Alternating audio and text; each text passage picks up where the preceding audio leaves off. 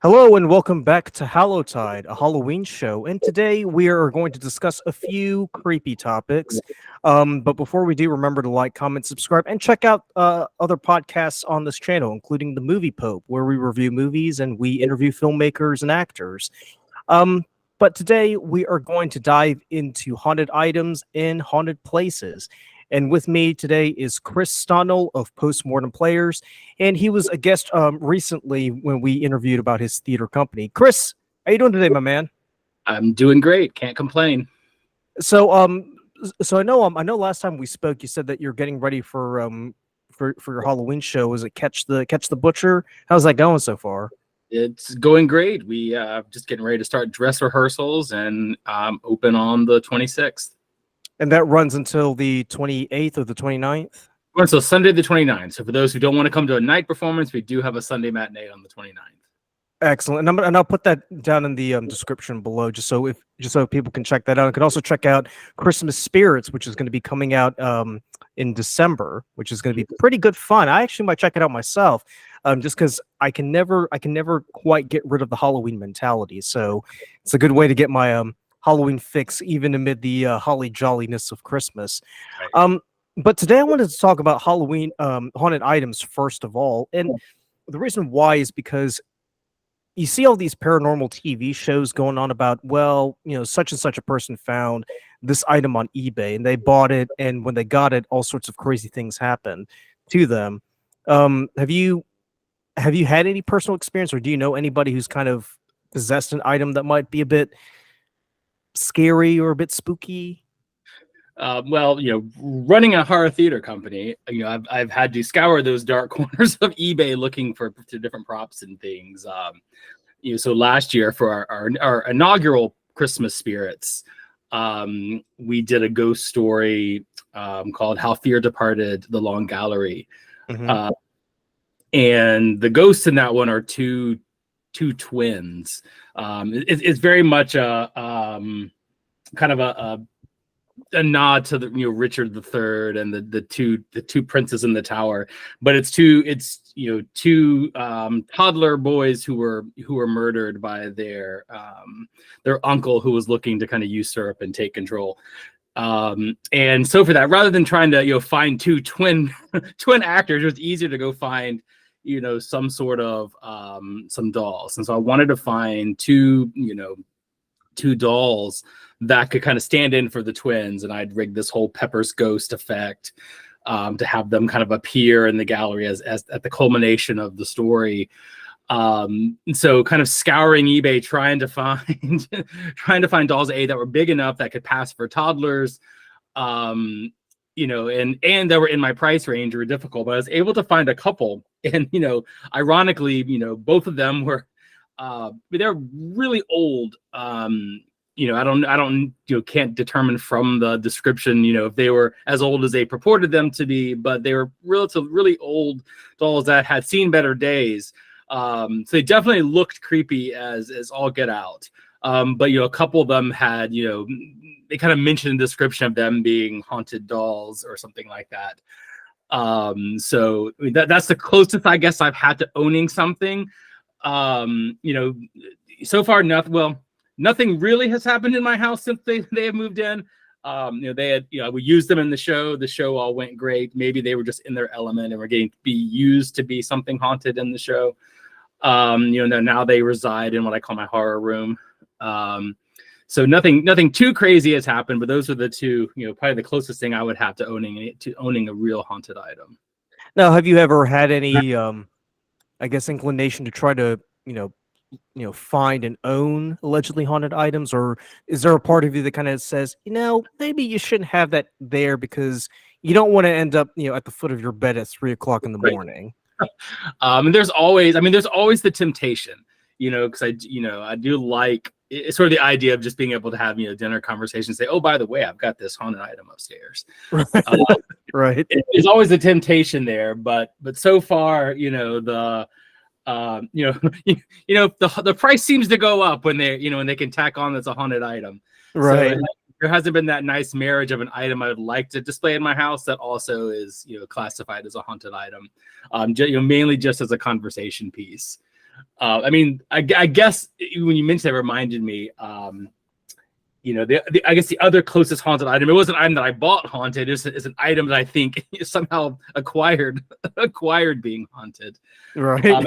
A friend of mine, for a gift one time, had got me this little. Oh gosh, it's like a little. It looks like a book, but it's like an Edgar Allan Poe book, and it's kind of motion activated, and it'll whisper "Nevermore." And the whispering is very creepy. So I had it in one of the rooms, and I got sick and tired of it always going off. So I think the batteries had died, and so I decided not to replace them.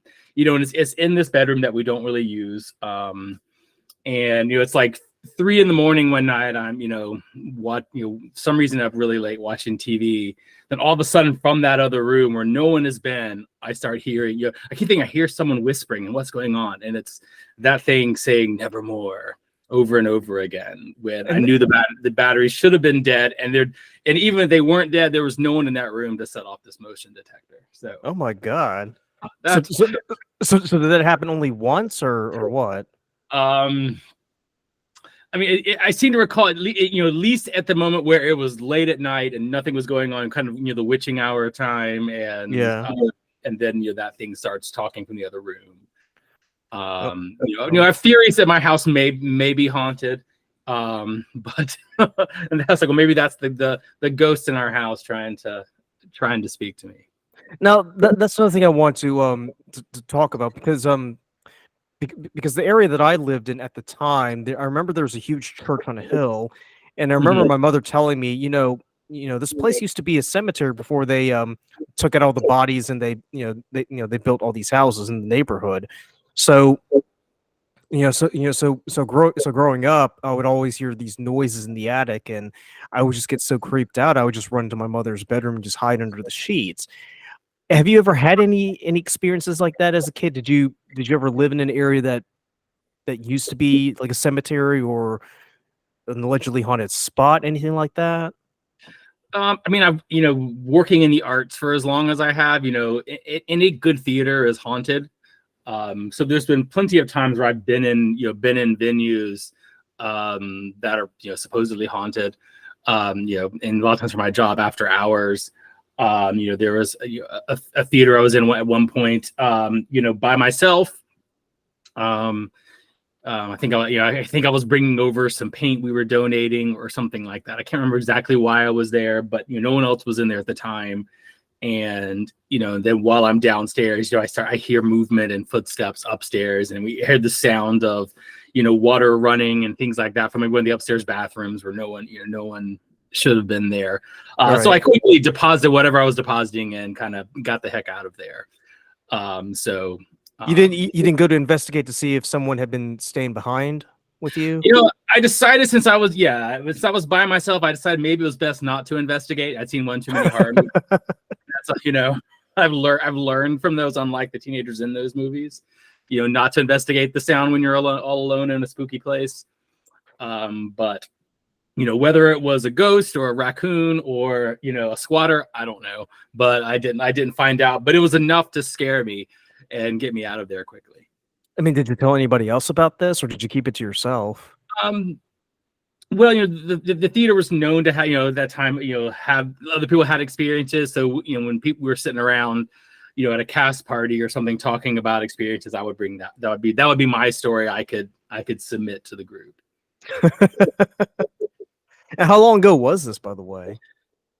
Oh, this was probably early 2000s. Okay, gotcha. So pretty, so still fairly recent in memory. Okay. Now before we went on, you did mention something about going to haunted locations just because you were interested in scary places. Can you talk to me a little bit about your obsession with that? Yeah. So, always been I'm a big history buff. And so I know that there's the 10,000 different types of ghost hunting shows. I'm not a super big fan of those because I'm much more interested in the story behind the haunting than trying to find proof of the haunting itself. Right. I love a good ghost story. So I much rather watch these haunted history shows where they talk about these historical stories and this happened in this place, and then it's cool to kind of try to visit some of these places. And whenever I go on vacation, if the first thing if the town is a ghost tour, we're taking it. It's one of those happy mediums with my wife who doesn't like things that are scary. That she enjoys history enough where she's kind of now where she can tolerate and enjoy ghost tours once she realized that nothing was going to jump out during them, at least intentionally. So it's a cool way to I always feel like it's a cool way to learn the history of the town with a kind of a different twist to it. And so we've done ghost tours in Savannah and Charleston, Chicago, San Francisco, kind of all over the place. And it's Baltimore, Salem, Boston. So that I always highly recommend those. If you go to a town, definitely check out their ghost tours, because it's definitely a fun way to learn that history. But of late, I've started trying to pick out cities that maybe that's why I'm going. I've made multiple pilgrimages to Savannah, which likes to call itself the most haunted city in America. We stayed in we always try to stay in one of the historic homes when I'm there. One time I stayed in the haunted Foley House Inn. Another time we stayed in an old house that was right across from a cemetery, the old colonial cemetery in Savannah. Then the cool thing about Savannah is, a lot of the historic homes that you can tour for just history tours during the day, at night they do ghost tours as well in their facilities, which to me was the coolest thing, because most places that and you go to that were supposedly haunted, and the standard tour would do everything they could not to mention that.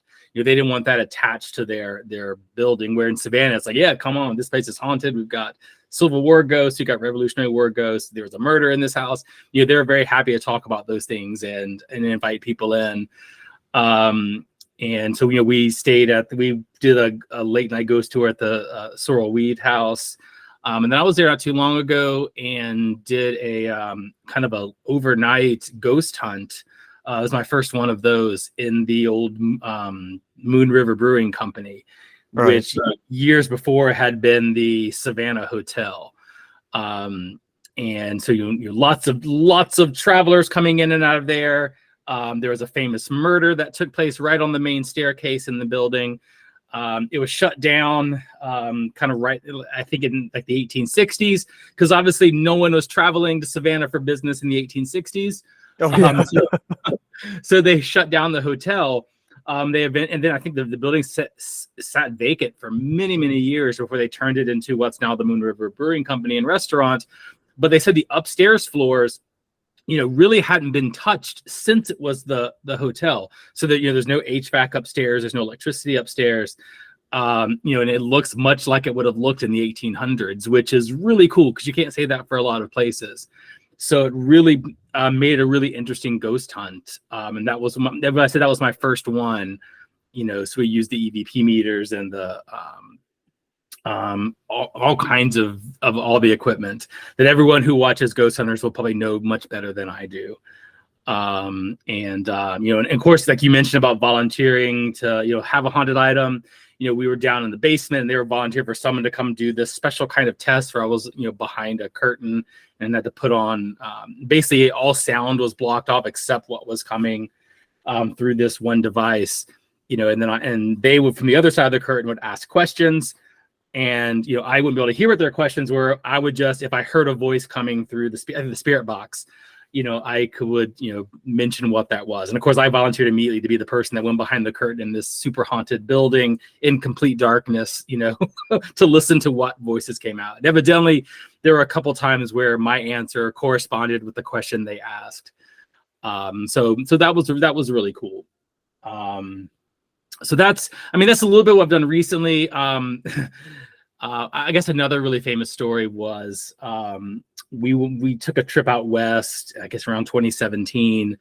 And we wanted to go to the Grand Canyon, and we went to Vegas and kind of ended in LA.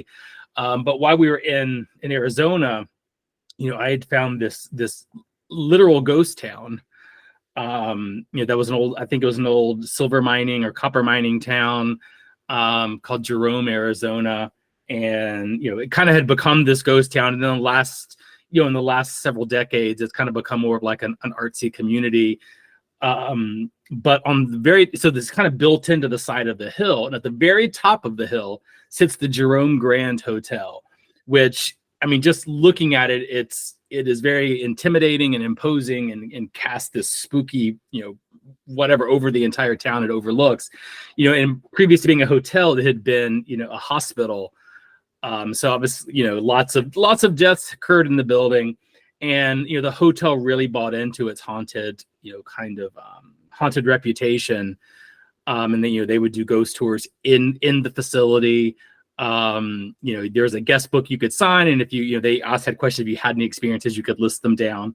Well, I knew if I asked my wife to stay in a haunted hotel, her answer would be absolutely not. So I didn't tell her that's what I had booked. And so I booked the Jerome Grand Hotel. And not only that, but I requested the most haunted room in the hotel, which I think was this third floor room with a balcony overlooking. And supposedly lots of things had happened, and someone had fallen to their death off the balcony. And so on the flight, we ended up getting separated on the flight to Arizona.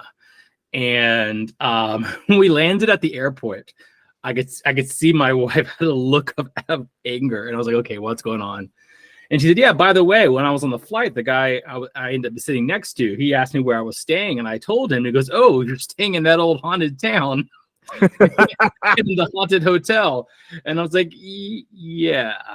But I didn't tell her, though, that I had booked the most haunted room in the haunted hotel in the haunted town in Arizona. And so I spent the next 24 or 48 hours trying to not let that information get out, whether asking me at the desk or, when ghost tours would come by the room and you could hear them outside the door giving, sit in, and I heard them saying, this is the most haunted room in the hotel. And then I heard one of the guests on the tour was like, wow, what? And they said, we can't go in there tonight because someone is staying in this room. And like, why would anyone stay in this room? And at that time I was like, hey, I told my wife, why don't we go and sit out on the terrace for a little bit. So yeah, that was the one time I kind of tricked her into staying at a haunted hotel. Unfortunately, we were so tired that there could have been all kinds of poltergeist and other activity happening during the night, but we slept through it all. So I didn't see anything. So you didn't say anything like askew the following day when you woke up? Not that I noticed. I did.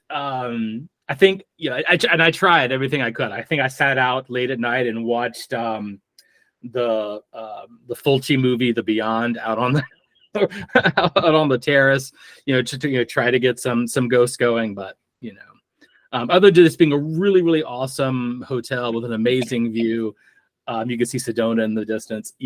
I did not have any spectral experiences at the Jerome Grand, but it's fun. I took last year. I called my weird West Virginia tour, where I hit a whole bunch went to Mothman, and sort of went to the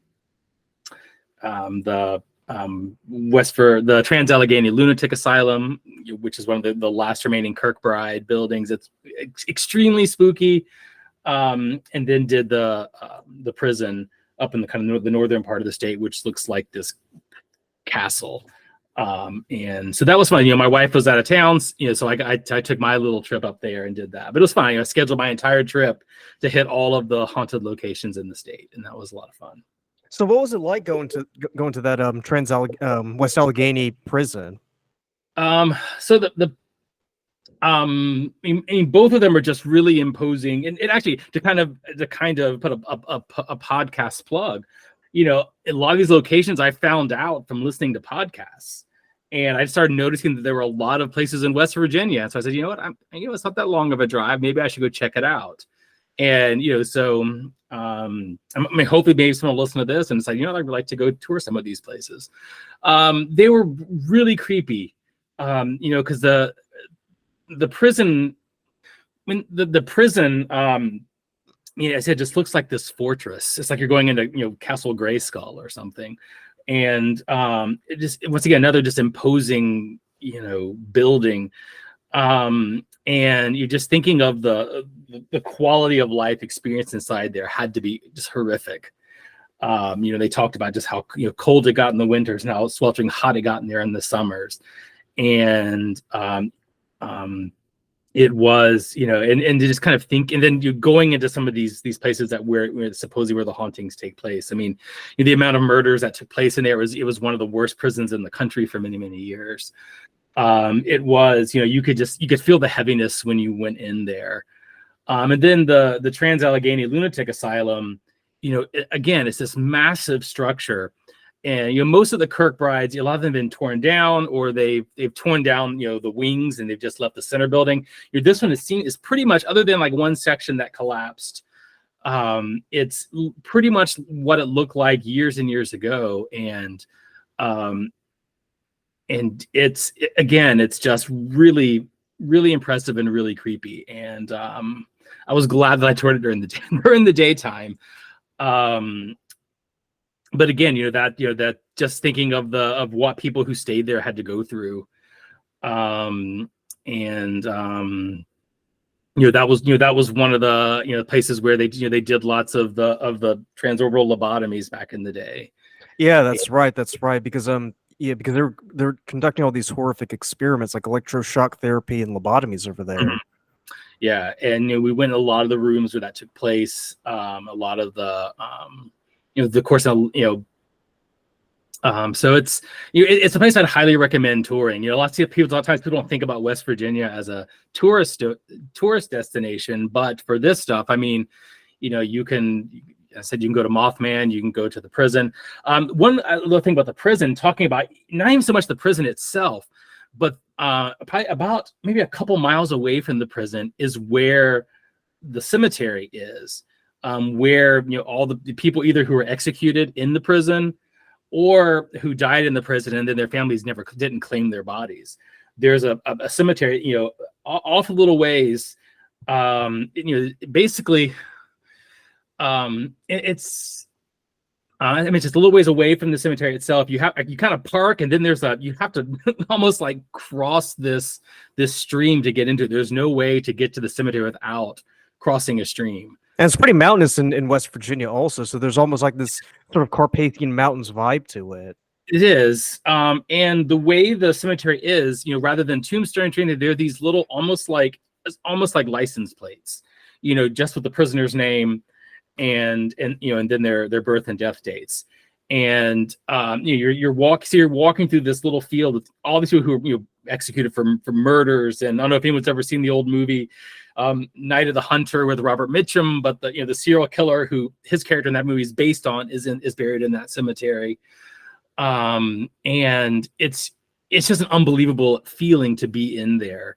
And I was talking to somebody and they mentioned, that maybe the whole reason with the stream, because there's like a little neighborhood across the street, is that whole the whole superstition about ghosts not being able to cross running water, that maybe to separate this community from all these murderers and criminals, is maybe to make sure to have this stream here, and maybe that keeps them occupied over there. But it's anyone who goes up to to tour the prison, going over it's Moundsville State Penitentiary, to go over to the cemetery, that definitely recommend that, because it's definitely an experience.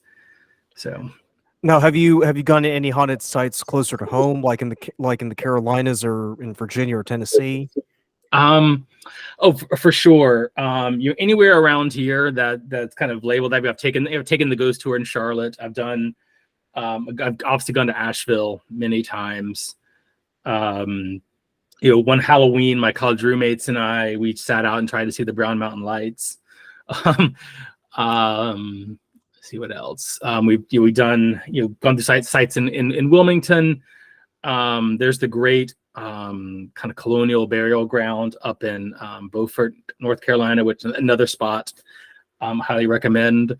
And South Carolina, obviously done Charleston and Beaufort. South Carolina, you got to get your Beauforts and Beauforts correct.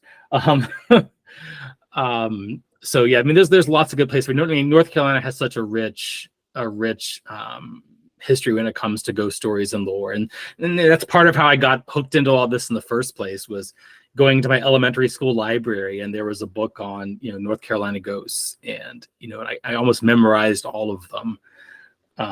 So and that really got me excited and interested in learning about some of this more macabre history. Yeah, because I remember in, I think it was fourth grade, we first learned about the Lost Colony, and from there we learned about the Queen Anne's Revenge that's sitting out in the Outer Banks. And Yep. from there, that became a rabbit hole of learning more about all these creepy ghost stories, like especially with the brown lights. Yep. So I wanted to ask you, are there any haunted locations that you haven't gone to yet that you want to go to, or are there any particular places or legends that you want to explore in more detail? Yeah, well, I mean, for anyone who's listening who knows their haunted United States history, there's the elephant in the room that I left out was New Orleans, and so I haven't been there yet, and that's on my list to go visit there, because that's kind of Savannah's big rival on who considers themselves the most haunted city in America. So that's definitely number one on my haunted places list to visit. But I checked a lot of the places off. I got excited, looking at some of the stuff. There's like a series on haunted houses. I realized I had seen several of them. I've toured the Winchester Mystery House, out in San Jose. I've toured that, and been to the Trans-Allegheny, and but yeah, New Orleans is the big gap right now on my spooky tourism checklist. Now, you did mention Salem, Massachusetts, and obviously, for those of you who don't know, Salem was the site of the infamous witch trials in 1692. What can you tell us a little bit what was that like going there and learning about the witch trials? So that was another place that was on my list I hadn't been to until finally. It was this summer we decided to finally check off Boston and Salem, and we drove. And so since we were driving, I kind of made it once again kind of another one of these little tours. We stopped off in Baltimore, did a ghost tour there, made a pilgrimage to the grave of Edgar Allan Poe. From there we went and stayed. Speaking of haunted towns, we stayed in Sleepy Hollow, New York, for a couple nights. It's sort of our home base to go to New York City. And then from Sleepy Hollow, we drove up and stopped in Fall River, Massachusetts, to tour the Lizzie Borden house. But actually, before we got to Lizzie Borden house, we stopped in Exeter, Rhode Island, at the cemetery where Mercy Brown, the Rhode Island vampire, was buried. Which is another crazy story. To definitely look into if you haven't. It actually is part of. She ended up being part of the inspiration for Bram Stoker's Dracula. He happened to be in the United States at the time, because he was speaking of theater people. He was a theater producer and was touring with this theater company in the U.S. when that happened. And there were clippings from newspaper articles about Mercy Brown in his notes for Dracula. And so Fall River, and then we went to Salem, and it's definitely an experience. You're this really old town that, once again, that really has in the last 50 years embraced the darker side of their history, and it's sort of like it's almost like Halloween USA in there. So many great stores. I could have spent my my life's earnings in there on tchotchkes and things, because it's so much to see. We toured what's called the Witch House, which it's the only building still standing in Salem that dates to the time of the witch trials. And even though none of the the purported witches were there, it actually was the house of one of the judges who condemned a lot of the quote unquote witches. So we did tour that, and we did a nice walking tour of Salem. But yeah, it's definitely an experience. It's a nice, really cool city to visit. We stayed in once again in an old house there in Salem. I think the house we were in was like maybe 1805, 1809, something like that. And I was kind of exploring the house one night because they had really done a good job of decorating it. And there was like, I think there was like a loft area you could like take this ladder up into. And so I crawled up to look up, let's see what was in the loft. And of course, right there on the floor in the loft was a Ouija board. So I was like, in this really old house in this haunted city in Salem, I guess what else would I have expected to be in the attic there? So that actually leads me to another question right there. Have you ever partaken in seances or Ouija board sessions? I have not. I guess we're finding all these holes in my in my experience, but yeah, I have not. But and once again, it's one of those things I would not be opposed to trying. Or I've always thought it would be fun to try, even to go to one of these old-fashioned seances, just to kind of see, and it's just say check it off the list of things I've experienced. I mean, it's another reason to go to New Orleans, because I know that's one of the things that they do over there. One of the big things. Yeah, for sure. So another thing I want to ask you, Chris, is because I know is because I know in my time, like I said, I lived in a neighborhood that was built over an old cemetery, and I remember near my elementary school there was a neighborhood and there was like a small cemetery next to it, and I always thought both, wow, that's really, really cool that you live next to a cemetery, but at the same time, I'm like really, really creeped out that, you wake up, in the middle of the night and you see that cemetery just like sitting there with like, a mysterious fog over it. Would you ever consider living next to a haunted site or next to a cemetery or a churchyard? Oh, I mean, absolutely.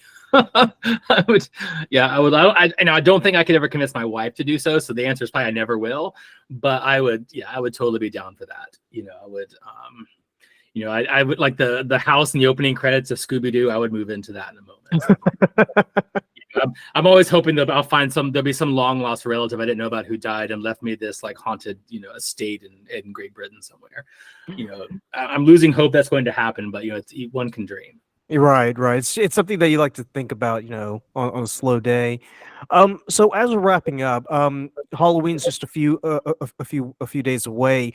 Do you have any particular Halloween traditions that you like to celebrate to get ready for the holiday, or is it just whatever happens? Yeah, well, I mean, between last year and this year, the tradition now is Post-Mortem Players theater production that kind of occupies most of my October. I always would love, one of the traditions is always trying to go to at least one, haunted attraction during the year, during October each year. That's always a lot of fun. There's some really great ones in the area. So that's one thing. Obviously, I watch horror movies, 365. But definitely October is, there's a few kind of classes I mentioned, like Trick or Treat that I would like to watch again. For several years in October, me and a couple friends of mine would write horror movie reviews and post them on Facebook. Because that was the one thing we get questions every year from people, what movies should I watch? What are some recommendations? And so we would just then pick some of our favorite movies and do reviews of them for people who are looking for things to watch during the month of October. Those are some of my traditions. I mean, as a kid, obviously, trick or treating. I did Halloween. I did a couple Halloween parties, in middle and high school, that were fun. Actually, a big story of mine is when I was in 5th grade, living in Charleston, South Carolina. I had a next door neighbor who was, I think he was about 5 years older than me, and kind of the first one to kind of tell me about some of these like haunted houses that I wasn't yet old enough to go tour. And so I decided that's what I wanted to do. So they used to have this big, wooden fence that went around their property, and they had torn it down. And so all the scraps were sitting there. And so we literally built a little haunted house, a little 3-room haunted house, off the back of my house over our patio that October. And I had a Halloween party. And part of the Halloween party was my classmates got to go through our little haunted house, which was really cool. And the magic of Facebook and reconnecting people. I'd lost contact with a lot of my friends from Charleston because I literally moved to North Carolina, back to North Carolina about a month after that, and not even a month, maybe just a couple weeks after that party. and just happened to stumble upon a Facebook post from a former classmate who had posted like a third grade class photo or something, and they were trying to name everybody, and I saw they got to me and said someone remembered who I was. And I was like, oh yeah, he's the guy that had that amazing Halloween party in 5th grade. So I was like, even now, almost 40 years later, those kids remember that party. So, so that was awesome. Oh, that was pretty amazing, dude. That's pretty amazing. But Chris, I can't thank you enough for taking the time to join us on this podcast to talk about your amazing stories. And I'm sure you have a lot more. I'm just dying to hear more of these. But we'll save that for later.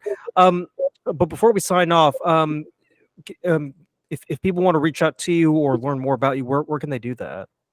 I would encourage visiting postmortemplayers.com. You can learn about the theater company and definitely get tickets to our upcoming shows. I mentioned we've got Catch the Butcher coming up, Halloween weekend, kind of a comedy about a serial killer. In December, we have our second installment of Christmas Spirits, where we bring back that tradition of telling ghost stories.